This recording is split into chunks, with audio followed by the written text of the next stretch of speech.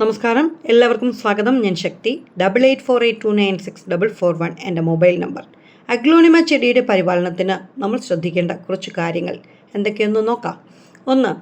നേരിട്ടുള്ള സൂര്യരശ്മി ഏൽക്കാത്തതും എന്നാൽ നല്ല പ്രകാശമുള്ള ഒരു സ്ഥലം തിരഞ്ഞെടുക്കുക എന്നുള്ളതുമാണ്. 2. പോട്ടിംഗ് മിക്സ് നന്നായി ഉണങ്ങിയ ശേഷം മാത്രം ചെടികൾ നനയ്ക്കുക. അമിതമായ നന ഒഴിവാക്കുക. 3. നല്ല നീർവാഴ്ചയുള്ള പോട്ടിംഗ് മിശ്രിതം ഉപയോഗിക്കുക. 4. ചൂടുള്ളതും ഈർപ്പമുള്ളതുമായ സാഹചര്യങ്ങൾ വളരെയധികം ഇഷ്ടപ്പെടുന്ന ഒരു ചെടിയാണ് അഗ്ലോണിമ എന്നത് മറക്കാണ്ടിരിക്കുക. 5. അഗ്ലോണിമയ്ക്ക് ജൈവവളത്തേക്കാൾ എപ്പോഴും നല്ലത് രാസവളങ്ങൾ തന്നെയാണ്. അതിനൊരു സംശയമില്ല. എന്നിരുന്നാലും നമ്മുടെ കാലാവസ്ഥകൾ വളർത്തിക്കൊണ്ടുവന്ന ഇവിടങ്ങളിൽ തന്നെ പ്രൊപ്പഗേറ്റ് ചെയ്ത് വന്നിട്ടുള്ള ചെടികൾക്ക് കടലപ്പിണ്ണാക്ക്, വേപ്പിൻ പിണ്ണാക്ക് ഇവ പുളിപ്പിച്ച തെളി നേർപ്പിച്ച് നൽകാവുന്നതാണ്. ഇങ്ങനെയുള്ള ചെടികൾക്ക് എല്ലുപൊടിയും കമ്പോസ്റ്റും ചേർത്ത മിശ്രിതം 2 മാസത്തിൽ ഒരിക്കൽ നൽകാം. എന്നാൽ ഒരു കാരണവശാലും മഴക്കാലത്ത് മേൽപ്പറഞ്ഞ ജൈവവളങ്ങൾ ഒന്നും തന്നെ നൽകാൻ പാടുള്ളതല്ല.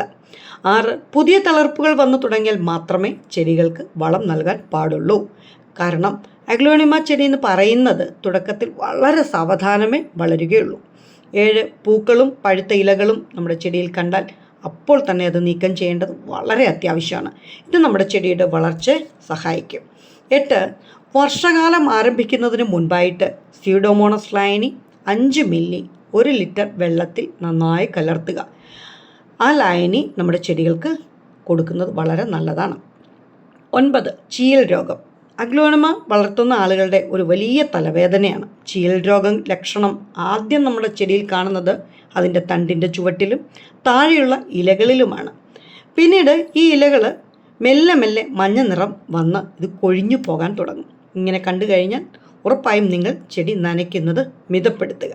ശേഷം 2 ഗ്രാം സ്ട്രെപ്റ്റോ AG ആൻറ്റിബയോട്ടിക്കും 1 മില്ലി കോണ്ടാഫ് കുമിൾ നാശിനിയും 1 ലിറ്റർ വെള്ളത്തിൽ നന്നായി ലയിപ്പിക്കുക. എന്നിട്ട് ഈ ലായനി ചെടി മുഴുവനായിട്ട് തളിച്ച് ചെടിയെ രോഗമുക്തമാക്കാവുന്നതാണ്. ഞാൻ ആ മരുന്നിൻ്റെ പേര് ഒന്നുകൂടി പറയാം. സ്ട്രെപ്റ്റോ AG ആൻറ്റിബയോട്ടിക്, കോണ്ടാഫ് കുമിൾനാശിനി. ഇത് രണ്ടും. സ്ട്രെപ്റ്റോ AG ആൻറ്റിബയോട്ടിക് എവിടെ കിട്ടുമെന്ന് ഒരുപാട് പേര് ചോദിച്ചു. അത് ആമസോണിലൊക്കെ ലഭ്യമാണ്.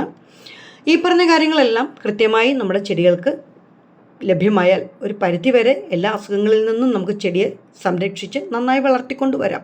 അതേപോലെ തന്നെ സമയാസമയങ്ങളിൽ ഇതിനു വേണ്ട വളങ്ങൾ, ഒരു ജൈവവളം എന്നത് ഞാൻ പറഞ്ഞു ഏതവസ്ഥയിലുള്ള ചെടിക്കാണെന്ന്. നമ്മുടെ ഇവിടെ പ്രൊപ്പഗേറ്റ് ചെയ്ത് വന്ന ചെടികൾക്കാണ് സാധാരണ ജൈവവളങ്ങൾ കൊടുക്കാറുള്ളത്.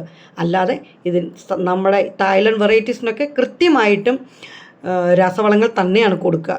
അത് ലിക്വിഡ് ഫെർട്ടിലൈസറാണ് ഏറ്റവും നല്ലത്. ചെടിയുടെ ഇലകൾ പെട്ടെന്ന് വളങ്ങൾ അബ്സോർബ് ചെയ്യും.